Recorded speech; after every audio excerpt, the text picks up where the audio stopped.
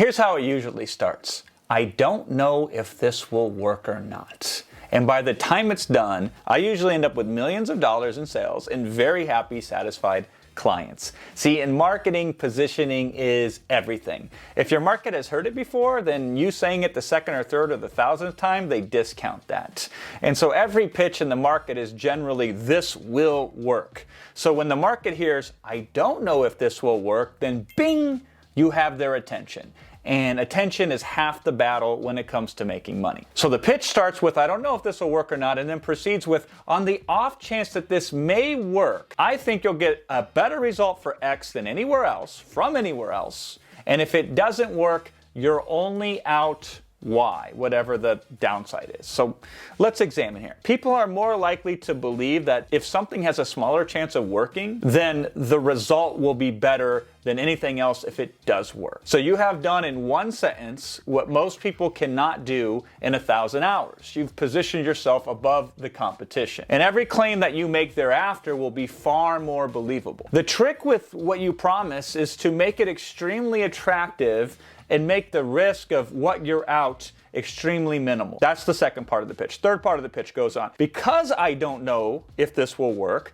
I'm only taking on a small number of test subjects to try it out with. Specifically, I'm looking for people who meet X, Y, and Z criteria. If that's you, reply back and I'll send you more details. And what we've done here is we've introduced the concept of scarcity. You're only taking on a small number of test subjects. You are limiting the supply of the thing, and that automatically makes the value of the thing go up. And if it's a good thing, then the demand for it will also increase too. But we're also adding a second layer of scarcity to the equation with qualification. You really want to attract people to the offer who are the most likely to succeed with it with the least amount of effort on your part. My favorite clients, in fact, are those that would have got the result anyway on their own in 6 months.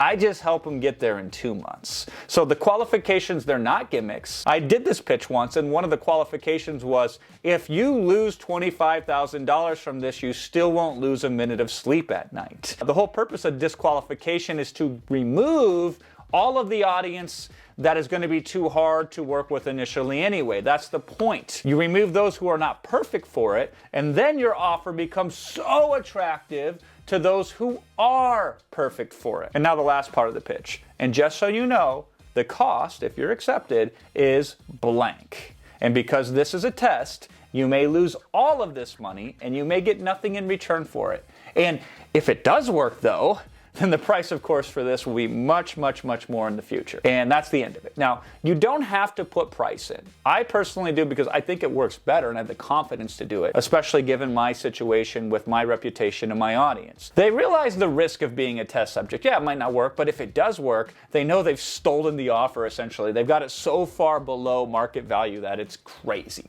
You may be thinking, well, Jason, I'm brand new. I got no rep. How can I make a strategy like this work? And here's how you can do it. You make your offer free and you limit it to one.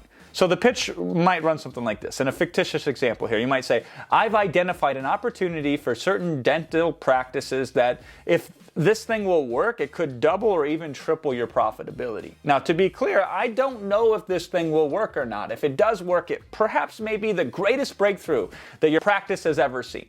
If it doesn't work, then here's the downside. You're only out a few minutes and a few $1,000s in your own cost. And because I don't know if this will work or not, I'm only going to work with one dental practice. Now, to be clear here, I've sent this out to every candidate in the area that I think it might work for, but I'm only taking on one client to try this out on for free.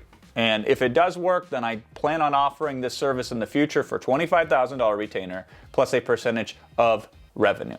Now, another reason I'm willing to do the work for free is I'm 100% new to the industry. I have no reputation. I have no results yet. Still though, I'm bold enough to believe that I've seen something as an outsider that nobody else inside the industry has noticed. If you're interested and want to have more details, reply back and I'll give you the full scoop. And that's essentially the pitch. Most important is the structure behind it. You realize it's not a gimmick. When I do test launches, I really don't know if a brand new product is going to work or not. I think it will, but I'm not sure. I don't have the customer results. I haven't ironed out all the kinks of the product yet. But you know what the best way to figure out if something works or not? You put it in the hands of customers and see what happens. You might as well get paid and get results. As I often say to clients, if this truly is what you need to help you, then does it matter if it's in a brown paper bag with no fancy packaging, glitz, and glamour. And we just need to get it in their hands so they can play with it. And that's what these launches allow you to do. Get the thing you think will help the most people in the market, actually prove that it does help people, and then you can go back.